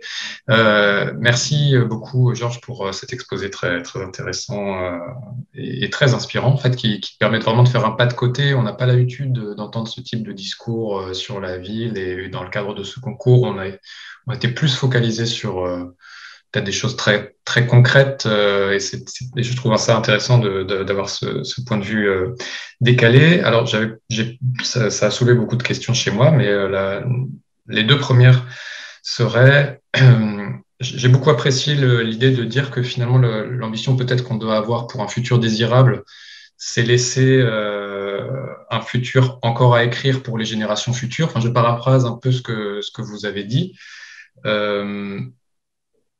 C'est l'idée d'un futur qui ne serait pas encore déterminé. Vous n'avez pas utilisé le mot de liberté, mais je pense que c'est ce qu'il y avait derrière cette idée-là, hein, laisser la liberté aux générations à venir. Ça, comment est-ce que c'est possible alors qu'on voit que l'histoire, toutes les disciplines nous conduisent à observer les dépendances, les effets d'hystérèse, tout le fait que quoi qu'on fasse, ça a une influence sur le cours des choses passées. Vous avez évoqué là le réchauffement climatique, nos actes passés. Enfin, on entend souvent, je ne sais pas si c'est vrai, mais que probablement tout le CO2 qu'on a émis dans l'atmosphère, même si on arrêtait maintenant brusquement du jour au lendemain, ce qui est déjà présent dans l'atmosphère aurait des effets irrémédiables dans plusieurs années. Donc, comment est-ce que vous voyez cette marge de liberté qu'on pourrait laisser davantage aux générations futures? Et en lien avec ça, vous utilisez le terme de civiliser. Et je me demandais si c'était pas plus, dans votre bouche, ça n'avait pas le sens d'humaniser aussi. J'ai pas saisi exactement quel contenu vous donniez à civiliser. Deux belles questions. Pour la première, il y a deux sortes de réponses à cette question des générations futures. La première, simplement, c'est je voudrais expliciter un peu cette idée que qu'est-ce que nous avons à léguer, disons, voilà. Hein. Bon, moi, après tout, je suis déjà un homme déjà vieillissant, qu'est-ce que je peux léguer? Bon, non seulement à des petits-enfants, mais plus généralement, comme génération, qu'est-ce que nous léguons? Bon, dans un premier temps, quand même, ma génération lègue quand même, c'est pas terrible. Enfin bon, il y a des aspects géniaux, on lègue, mais il y a des aspects. Bon, alors simplement, je fais une analogie, si vous voulez, entre notre rapport aux générations futures, ce qu'on appelle les générations futures, hein, qui est un concept au fond, hein, et les enfants ou les petits-enfants, tout simplement. Lorsque des parents veulent faire l'éducation, c'est le devoir important, l'amour des parents pour leurs enfants. Qu'est-ce que c'est que l'amour, hein? L'une des plus belles formes de l'amour, c'est l'amour des parents et de leurs enfants. C'est pour ça que j'ai parlé du rapport de l'amour et du futur. Il y a un rapport entre l'amour et le futur, et en partie, par exemple, l'amour des parents pour leurs enfants. Cet amour, c'est de leur donner un futur. Voyez. Or, c'est très délicat, cette question. C'est très difficile de donner un futur à ses enfants parce que, voyez, on a souvent la formule, moi, quand j'étais gosse, ma mère me disait toujours, mes parents, on fait ça pour ton bien. Voyez, on a toujours tous entendu ça. Les parents, ils veulent le bien des enfants. Eh bien, c'est très beau de vouloir le bien des enfants. Mais les parents qui veulent le bien des enfants, ils veulent le bien tel qu'eux le conçoivent, ou tel qu'eux l'ont appris dans leur éducation. Vous voyez? Et peut-être que les enfants, ce n'est pas ça qu'ils veulent, ou ce n'est pas ça qu'ils pourront faire, ou ce n'est pas ça qui sera adapté à leur monde. Vous voyez? Donc c'est délicat. Il faut faire attention quand on veut le bien de quelqu'un, parce qu'on veut le bien selon ce que nous, on croit, ou ce que nous, on sait, en fonction de nos connaissances et de nos croyances. Vouloir le bien de ses enfants, c'est une chose plus subtile que ça n'en a l'air. À mon avis, le but de l'éducation, ce n'est pas simplement le bien, c'est de rendre les enfants libres. C'est le mot que vous avez utilisé, Simon. Hein. Qu'est-ce que ça veut dire, libre? Ça veut dire avoir un futur à soi, un futur qui n'a pas été déjà déterminé par le passé. Bon, donc c'est pour ça que je fais cette analogie. Vouloir le bien, c'est une affaire d'éducation. Voilà. Qu'est-ce que c'est que l'éducation? C'est de donner à ses enfants les moyens de choisir. Ce n'est pas de leur imposer. On ne devrait même pas leur imposer notre religion, par exemple, hein, ou, je sais pas, ou nos croyances. On devrait, et l'éducation, ça sert à ça. On donne de l'éducation pour que les enfants soient capables, eux-mêmes, par eux-mêmes, de s'orienter et d'avoir des choix. Et non pas en leur dire, voilà la bonne voie. La bonne éducation, ce n'est pas de dire aux enfants, là, il y a la bonne voie, c'est celle-là, il n'y en a qu'une, et tu vas la prendre. Non. La bonne éducation, c'est de donner la possibilité de réfléchir par soi-même, de connaître des choses. Vous voyez, bon, je fais un petit détour par la science de l'éducation, si je peux dire, parce qu'à mon avis, c'est une bonne analogie pour le rapport au futur. Il faut beaucoup d'éducation, beaucoup de travail culturel au sens large, pas seulement scolaire, hein, beaucoup d'enrichissement des idées et de partage, beaucoup de partage des idées pour donner aux générations futures, non pas une one best way, comme on dit, hein, pas une seule voie, pas une autoroute, mais la possibilité que beaucoup de routes existent. Bon, au moins la possibilité. On ne sera pas, parce qu'on ne sait pas quelle sera la bonne route. Parce que les contextes changent énormément pour le meilleur ou pour le pire, souvent pour le pire, mais il faut donner la possibilité. Voilà. C'est ça, donc, le rôle éducatif et en même temps le rôle de la prospective, qui pour moi est éducatif en ce sens-là. Voilà, donc ça, c'est pour une réponse assez générale. Maintenant, plus précisément, si je peux dire, hein, comment on peut faire, enfin, si je peux dire concrètement, pour en effet envisager un futur plus libre et moins angoissant. que ce qu'on parfois on peut avoir l'impression qui est devant nous. Et là aussi, je n'ai pas de réponse. Ce serait contradictoire que j'ai une réponse, d'ailleurs, parce que je suis en train de vous dire qu'il ne faut pas. Bon, mais pourtant, il ne faut pas rien faire. C'est loin de là. Hein. C'est là que vient la question du travail prospectif, tel que je le conçois, je le pratique, et en quoi il y a un rapport avec la littérature, la langue et la poésie. Il faut enrichir les mots. Ça a l'air bête de dire ça comme ça. Hein. C'est pour ça que j'ai pris l'exemple. On le fait d'ailleurs bien que dans les domaines qu'on connaît bien. Hein. On peut le faire de manière générale. Hein. Il faut changer le vocabulaire. Vous voyez, ça a l'air simple et ça a l'air un peu insuffisant. C'est en changeant le vocabulaire que vous changez, que vous réouvrez le champ des possibles. Je ne dis pas que c'est en changeant le vocabulaire qu'on va réduire le CO2. Parce qu'en effet, ça a l'air mal barré tout ça. Hein. Bon, ben, c'est mal barré, c'est clair. Ça.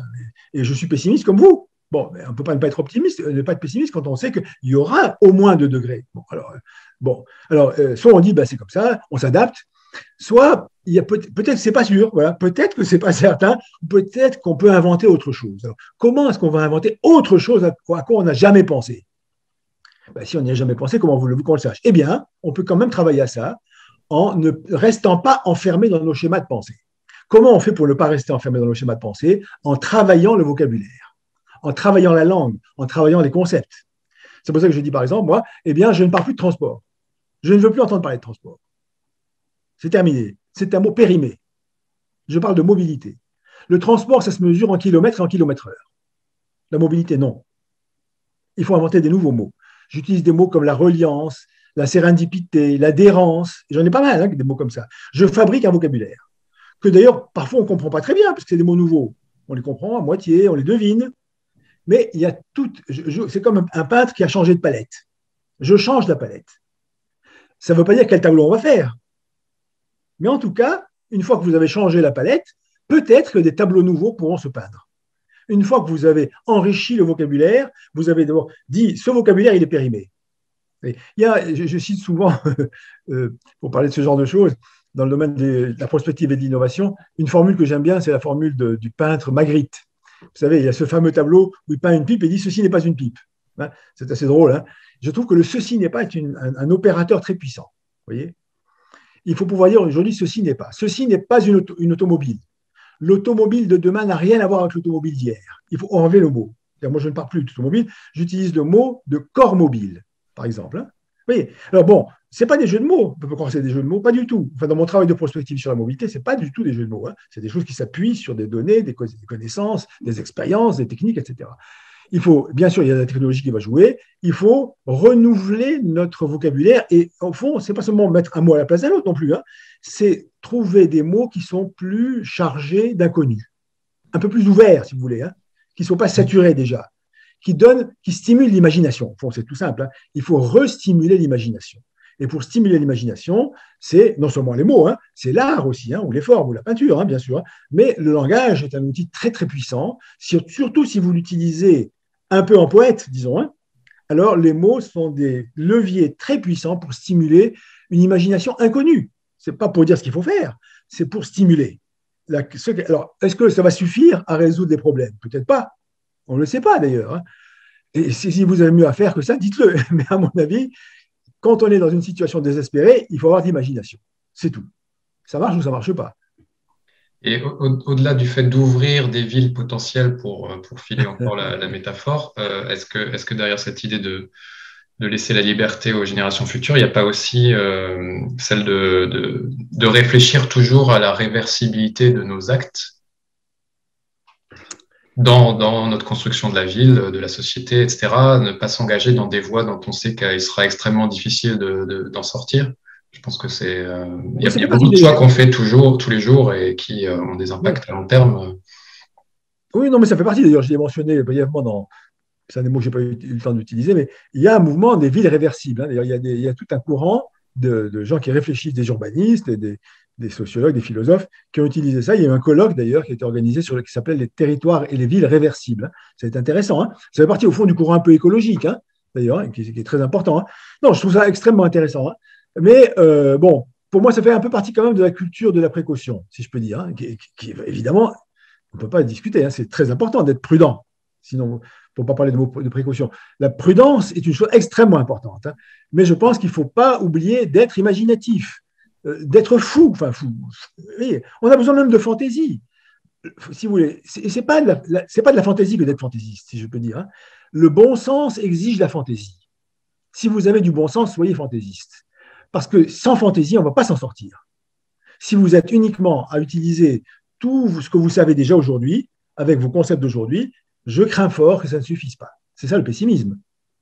C'est que si on mobilise tout ce qu'on sait faire, notre intelligence à nous habituelle, enfin tout ce qu'on sait faire de mieux, eh bien, ça risque de ne pas suffire. C'est ça l'angoisse, au fond, hein. Ça risque de ne pas suffire. Donc, il va falloir vraiment trouver d'autres ressources, y compris en regardant les animaux, par exemple, hein. C'est pour ça que je trouve très amusant que quelqu'un comme Messiaen Desprédier, on va penser comme des poulpes. Bon, je ne sais pas ce que ça peut donner, hein. Bon, et c'est sérieux chez elle, hein, ce n'est pas une blague, hein. Bon, mais il y a beaucoup de façons. Moi, je dis, il faut mobiliser les poètes, bon, etc. Il y a beaucoup de façons aujourd'hui, mais il faut rebattre les cartes de l'esprit, si je peux dire, hein. Parce que je crains que si on ne le fait pas, peut-être qu'avec tout ce qu'on a déjà beaucoup de capacités, hein, mais la situation a l'air, je ne dis pas désespérée, mais elle a l'air quand même assez grave. Donc, il faut trouver des ressources supplémentaires et nouvelles. Et au fond, ça, c'est pas si original quand même, hein. L'humain, toujours, après tout, les hommes primitifs, ils étaient dans des mondes très dangereux et très difficiles, hein. Comment ils ont fait pour s'en sortir, hein. Eh bien, les ressources de l'esprit humain sont assez grandes. Et parmi les ressources très puissantes de renouvellement de l'esprit humain, il y a le langage. Voilà. Le langage, c'est pour ça que j'aimais la citation de Hervé Le Tellier, le langage est un outil très puissant, surtout si on l'utilise en poète. Il permet de nous tourner l'esprit. Et parfois, on a besoin, ce n'est pas de la fantaisie, mais il faut vraiment parfois se tourner l'esprit pour espérer trouver des choses que personne n'avait pensé encore. Et c'est de ça qu'on a besoin. Alors, évidemment, ce n'est pas rassurant non plus, hein. C'est quand même simplement rassurant au sens où je crois qu'on a peut-être quand même les moyens de ça.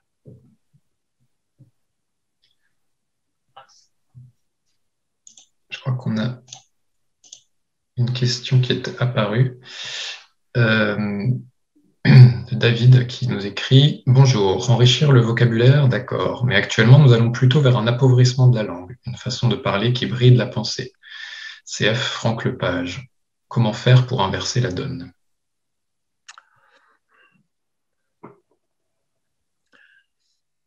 Écoutez, j'en sais rien. D'abord, bon, comme on parlait de poésie, il y a quand même beaucoup de gens qui aiment la poésie actuellement. C'est assez curieux d'ailleurs. Je suis étonné moi-même. Bon, c'est pas en écrivant des poèmes chacun dans son coin qu'on va s'en sortir non plus, hein. Mais écoutez, non, je ne veux être ni optimiste ni pessimiste, hein, mais il y a un de mes amis qui dit il faut être ni pessimiste ni optimiste, il faut être possibiliste. Je trouve que c'est pas mal comme mot. Pourquoi? Il faut regarder. C'est pour ça que je reprends ce que je disais à un moment donné, il faut regarder les petites choses. Regarder. Il y a peut-être des inventions qu'on ne voit pas. Voilà. Peut-être même que sur le web, c'est un peu optimiste de le dire, hein, mais bon, c'est vrai qu'il y a un appauvrissement de la langue, c'est vrai. D'ailleurs, il n'est pas que sur les réseaux sociaux, hein. Il y a parfois une langue, on a dit très bien ça, le mot, je ne sais pas qui a inventé cette expression, la langue de bois. Très, très, très belle formule, hein. Il y a beaucoup de langues de bois. Voilà.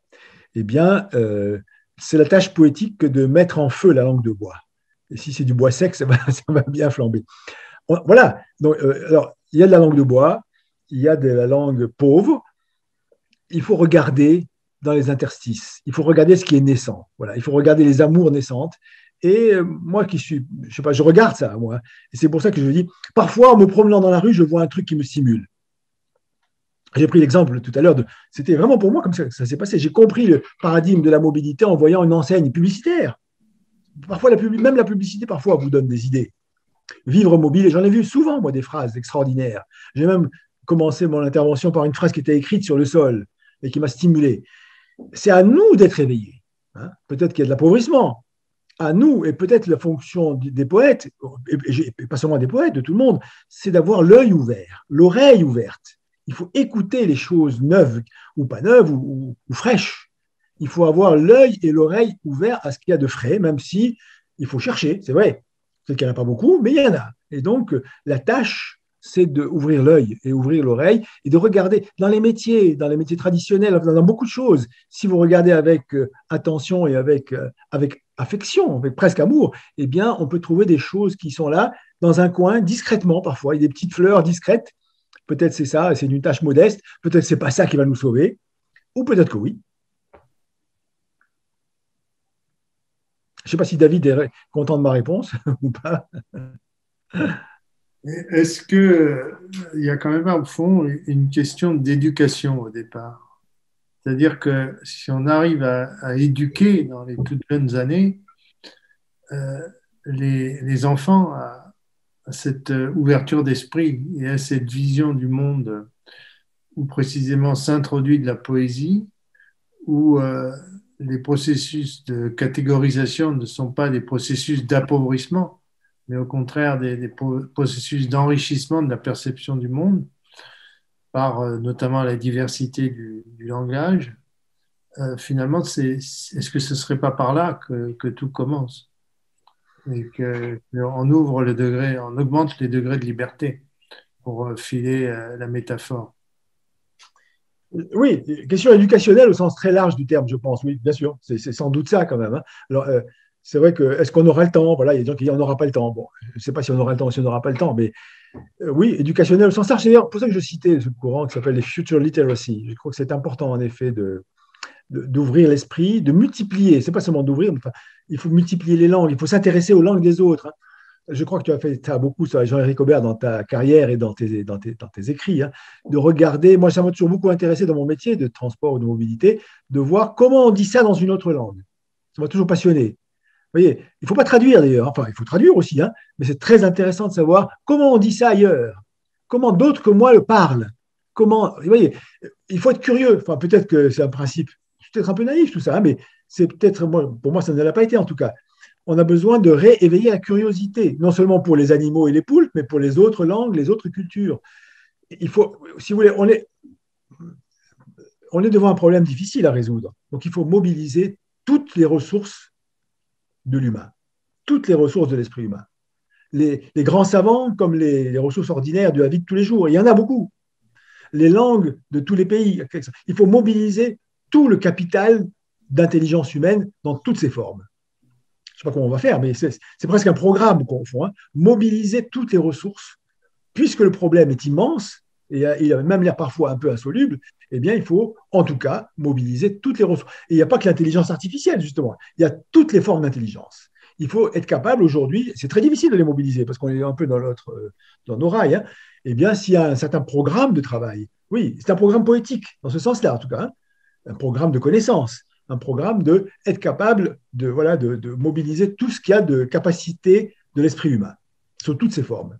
Et est-ce qu'on peut dire par rapport au projet du concours, par exemple, que la ville désirable en 2100, c'est celle qui permet de mobiliser, au fond, toutes les ressources de l'esprit humain, Oui. que ce soit par la façon dont elle est conçue, dans la manière dont les gens se rencontrent, la façon dont elle permet l'éducation sous toutes ses formes, que ce soit une éducation physique, présence physique ou à distance, que ce soit par les images qui peuvent être véhiculées dans la ville, par toutes sortes au fond d'installations.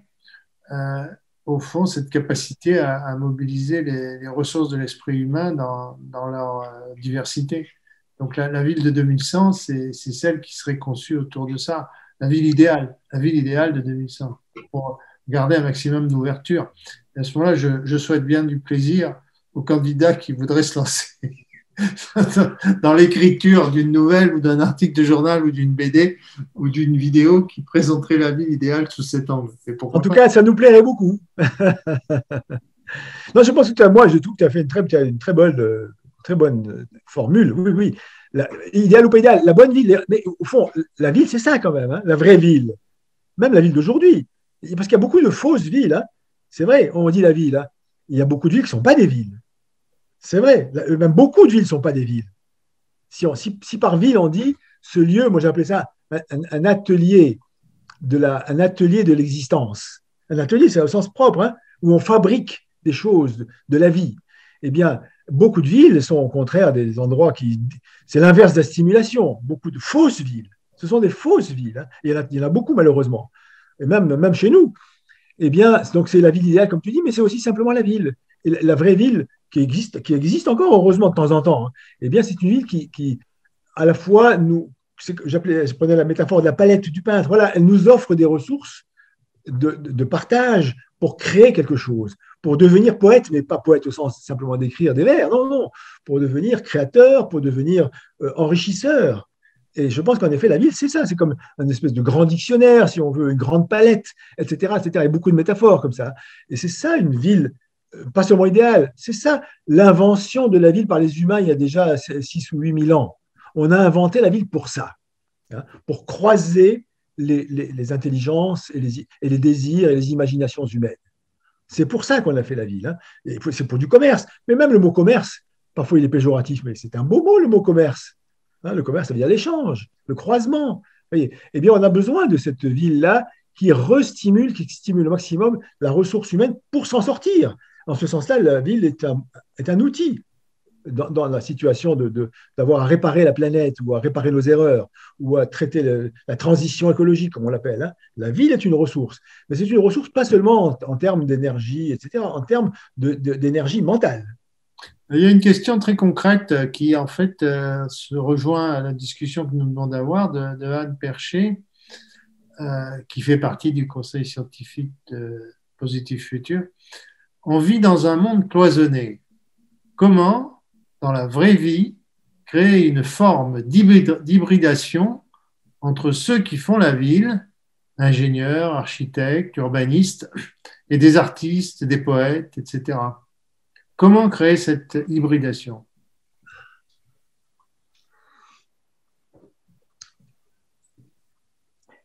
Bon, je n'ai pas de réponse générale, bien sûr. Hein. Il y a des lieux de temps en temps. Voilà, c'est tout ce que je peux dire. Enfin, empiriquement déjà. Hein. Il se trouve qu'il y a eu des lieux, et il y a des lieux où de temps en temps se font des. Il y a quelques historiens, certains de mes amis, d'ailleurs, qui ont étudié certains de ces phénomènes-là. Par exemple, un de mes amis a étudié beaucoup en Angleterre, à l'aube de la révolution industrielle. Il y avait une société qui s'appelle la Lunar Society. Je me rappelle parce que c'était assez joli. Bon, voilà. Enfin, bon, c'était après assez historique, hein, mais il y a des moments dans les villes. Et moi, je me suis intéressé à un moment donné aux villes mythiques. Il y a des endroits dans certaines villes où ça ne dure pas longtemps. Ça peut durer 10, 20 ou 30 ans parfois, hein, et où il se passe quelque chose, hein, et où il y a des croisements. Bon, moi-même, j'ai vécu des aventures intellectuelles très intéressantes dans une entreprise. Ça peut paraître même curieux. Dans une entreprise qui n'est pas le CNRS, hein, c'est la RATP, c'est les transports urbains. Eh bien, pendant quelques années, il y avait un croisement d'énergie, de personnalités, d'idées, de chercheurs. Donc voilà, de temps en temps, ces croisements arrivent à se faire. Bon, il faudrait les multiplier beaucoup. Hein. Bon, comment le faire? Je pense que déjà, le désirer, enfin, en avoir envie, enfin, le concevoir, se dire qu'on n'a pas simplement besoin uniquement d'avoir des silos de spécialistes, bien que ça soit très important. D'avoir des médecins spécialisés, c'est très important, bien sûr, et bien d'autres spécialités. Hein. Peut-être qu'on a besoin voilà, de nouveaux collèges, de nouvelles formes, en effet, dans lesquelles… Alors, on parle beaucoup aujourd'hui, d'ailleurs, de l'interdisciplinarité ou de la transdisciplinarité. Ça fait partie déjà des choses très entendues. Hein. Ça m'a l'air très bien. Simplement, parfois, je suis un peu sceptique parce qu'on a l'impression que la transdisciplinarité, c'est on met des choses qui sont déjà bien séparées et on veut les faire coopérer. C'est comme si on veut faire c'est comme faire l'Europe, ça, si je peux dire. Bon, c'est important, c'est nécessaire, c'est difficile. À mon avis, on a besoin, moi je plaide pour ce qui me paraît le plus important, on a besoin de nouvelles bases communes. Et pour moi, la base commune, c'est la pensée politique. Bon, alors peut-être que d'autres pensent autrement que moi. Peut-être que pour beaucoup, c'est la science. Je ne crois pas que ce soit la science. Je ne crois pas que la science va suffire à nous sauver. Hein. La science, c'est merveilleux, c'est extraordinaire. On aura un besoin immense de la science. Hein. Mais je ne crois pas que c'est avec la science qu'on va… Il faut retrouver les ressources primitives de l'humain. Enfin, les ressources, pas primitives au sens archaïque, hein, au sens ancien, fondamentales de l'humain. Et c'est pour ça que je trouve, c'est pour ça que j'ai fini ici sur le mot de langage de Hervé Letellier, il faut mobiliser vraiment la capacité humaine de langage. On a besoin du langage. Bon, alors, ça ne veut pas dire qu'il faut faire des écoles littéraires dans tous les coins, mais peut-être que ça vaudrait la peine de mettre des poètes et des écrivains, et pas seulement des économistes et des sociologues dans nos comités. Hein. Est-ce que le Bauhaus, d'une certaine manière, n'a pas un peu tenté cette hybridation entre ingénieurs, urbanistes et aussi… Bien sûr, oui. C'est un très bel exemple. C'est un très bel exemple, voilà, c'est un effet. Ah oui, c'est un exemple. Malheureusement, il reste quelque chose comme une pépite qui ne s'est pas finalement diffusée dans la civilisation. C'est une tentative. Ça s'est diffusé, mais pas toujours pour le meilleur. Et en plus, pas toujours pour le meilleur. Oui, mais bon. Non, mais peut-être ce serait un programme, encore une fois, hein, de repérer les Bauhaus, entre guillemets, hein, c'est-à-dire les lieux où il se passe quelque chose de transversal, de créatif, qui est capable d'hybrider. Voilà, c'est les hybridations dont on a besoin. Ce qui me semble, c'est quand même qu'il y a de l'hybridation aujourd'hui avec les habitants. C'est-à-dire qu'il y a quand même, à travers la planète, des formes d'invention de la ville qui mobilisent l'esprit créatif des habitants des lieux en question, qui viennent faire des propositions qui sont ensuite plus ou moins intégrées par les urbanistes ou par les architectes. Je pense à une ville comme Medellín, par exemple, qui était une ville que moi j'ai connue en Colombie dans les années 2000, 1990, qui était vraiment la ville, une des villes les plus dangereuses du monde, tenue par la mafia des narcos, et qui, dans les années 2000-2010, a été récompensée par des prix de l'innovation urbanistique au niveau mondial, et dans lequel précisément se sont interfécondés des urbanistes, des ingénieurs, avec des nouvelles formes de mobilité, nouvelles formes d'habitation, etc. Donc, en fait, les habitants ont joué un rôle clé pour changer l'image de cette ville et dire nous-mêmes, nous sommes capables de produire autre chose que cette ville de mafieux qui est restée célèbre au niveau mondial dans les années 80. Medellín est un cas vraiment extraordinaire. J'y étais une fois pour visiter. Et je me rappelle une chose qui m'avait beaucoup frappé à Medellín, c'est qu'un des outils de la reconstruction, enfin, ou de la reformation de la ville, c'était de créer des bibliothèques publiques. Ils créaient même des bibliothèques publiques en même temps que des stations de téléphérique. J'avais trouvé ça vraiment, il y avait beaucoup d'insistance sur l'espace public, et non pas l'espace privé. Hein. L'espace public et les bibliothèques publiques, c'est assez drôle de dire on va créer des bibliothèques publiques contre la mafia. Ça peut paraître naïf, eh bien pas du tout. Voilà, donc en effet, il y a des cas passionnants de villes comme ça. Hein. Moi, j'ai beaucoup visité aussi la ville de Curitiba au Brésil. Enfin, bon. Et en effet, alors, la question de l'intelligence citoyenne, si je peux dire, on pourrait dire ce mot-là, ou l'intelligence des gens, de la population, elle est très importante. Tu as raison, vraiment. Alors, mais simplement, il me semble qu'on peut vraiment la mobiliser à partir du moment où on commence à sortir, si possible, et c'est très difficile, de la croyance que l'intelligence, c'est les savants. Voilà, cette idée-là de la spécialisation, au fond. Hein. Il y aurait des spécialistes de ceci et de cela. Bon, voilà. Et on vit là-dessus quand même. Hein. On vit sur le fait que la connaissance, elle est divisée en disciplines, que les disciplines, il y a une hiérarchie, etc. Bon. Il faut redécouvrir, je parlais tout à l'heure pour m'amuser de l'intelligence du poulpe, mais de l'intelligence de chacun. Et ce n'est pas une intelligence au sens, c'est pas un mot comme ça. Hein. Il y a de vrais savoirs. Il y a de vrais savoirs pratiques et même pas seulement pratiques chez beaucoup de gens. Simplement, il faut les regarder. Et nous avons un peu oublié ça. Il faut apprendre à regarder l'intelligence des gens. Et ça suppose un peu quand même un changement de paradigme. L'intelligence n'est pas à l'université. Bon, c'est un peu méchant de dire ça comme ça. Parfois, d'ailleurs, à l'université, ils font des... Bon, enfin, ce n'est pas une question de critique. Hein. Bien sûr que c'est très important, l'université et tout le reste. Mais on est parti sur cette civilisation dans laquelle l'intelligence, c'est un métier. Voilà, c'est comme la politique, c'est un métier, etc. Non, c'est un paradigme très puissant à bousculer. Parfois, je définis la poésie comme étant simplement l'intelligence non spécialisée. Voilà, tout simplement. Nous arrivons au bout de cet excellent webinaire. Merci beaucoup, Georges.